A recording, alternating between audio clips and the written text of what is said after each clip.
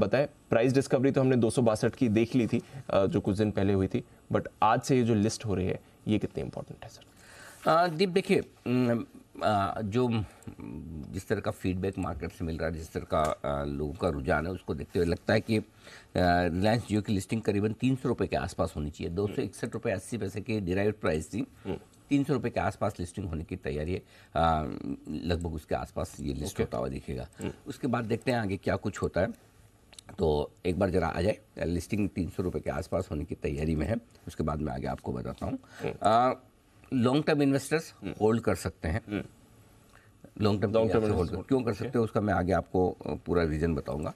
और short term अगर investors हैं कि भाई मैंने तो रखा था, सिर्फ एक ही लिस्टिंग पर दे दूंगा, मुझे तो मेन रिलायंस ही चाहिए जो मेरे पास में है, तो वो अपना स्टॉप लॉस 250 के आसपास रख ले। अच्छा, ठीक है, ताकि आपको मतलब, और वैसे भी जो डिराइव प्राइस जिस समय रिलायंस डीमर्जर हुआ था 20 जुलाई के आसपास, तब आपकी जो 261 की प्राइस हुई, आज जो प्राइस है उस हिसाब से आपकी लगभग 135 रुपये की कॉस्ट बनती है। तो उसके ऊपर जो भी है वो आपको एक तरह से प्रॉफिट ही हो रहा है, तो कोई चिंता की बात नहीं है। 130 135 के ऊपर की आपकी कॉस्ट नहीं है, एक तरह से आप ये कह सकते हैं। सो ये आपके लिए। अब क्या अच्छा क्या खराब है वो मैं बता दूं। करीबन नेटवर्थ है 1,17,000 करोड़ की। ये नेटवर्थ है कंपनी की। उसमें से 1,05,000 करोड़ के सिर्फ और सिर्फ रिलायंस के शेयर इनके पास। अच्छा, डीमर्जर हो तो इनके पास में ये शेयर आ गए 6% हिस्सेदारी। ठीक है। अब अच्छा क्या है, एनबीएफसी है, फाइनेंस कंपनी है। फाइनेंस कंपनी के लिए रॉ मटेरियल क्या है, पैसा। तो सबसे ज़्यादा जो फाइनेंस कंपनी को ज़रूरत होती है वो रॉ मटेरियल की और पैसे की होती है। तो ज़्यादातर फाइनेंस कंपनी की समस्या पैसे की होती है कि आप पैसा उधार लेंगे और फिर उधार देंगे। इनके पास सबसे बड़ी एक अच्छी चीज़ है कि भरपूर कैपिटल है। 6% स्टेक है रिलायंस की, अच्छी खासी वैल्यू 1 लाख करोड़ से ज़्यादा की।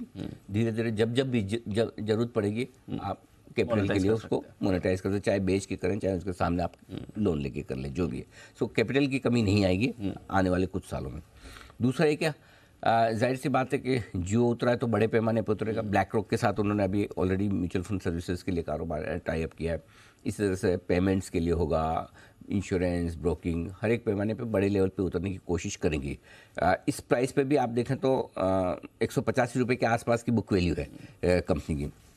और जो नेटवर्थ है बजाज फाइनेंस से आप देखें तो दुगने नेटवर्क पे ऑलरेडी कंपनी आ रही है। तो नेचुरली इवेंचुअली आगे पीछे ये इंडाइसेस में भी होंगी।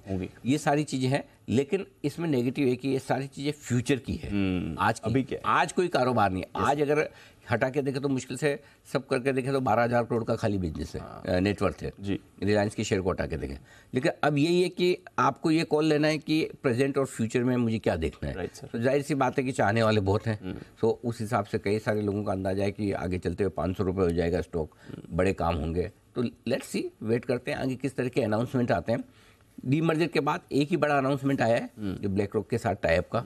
जो जाहिर सी बात है एक एक बिजनेस में आगे चलते हुए जिस तरह के ऐलान आएंगे उस हिसाब से स्टॉक की परफॉर्मेंस होगी। सो फिलहाल लॉन्ग टर्म इन्वेस्टर्स होल्ड कर सकते हैं, शॉर्ट टर्म इन्वेस्टर्स 250 का स्टॉक हो सकते हैं। ये रिलायंस जियो की लिस्टिंग आपके लिए।